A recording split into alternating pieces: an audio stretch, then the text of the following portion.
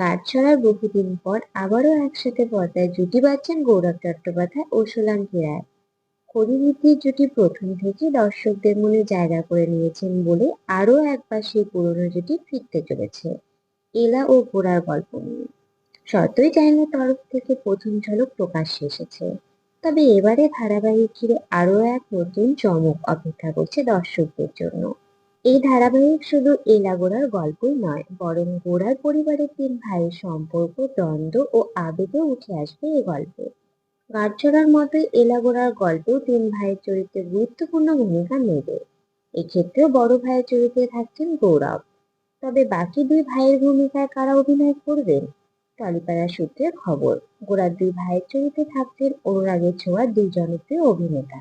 গোড়ার মেজ ভাই হিসাবে থাকছেন কৃষ্ণ ওরফে কুশাল ঠাকুর এবং ছোট ভাইয়ের চরিত্রে থাকছেন জয় নামে পরিচিত পারাব্য সিংহ।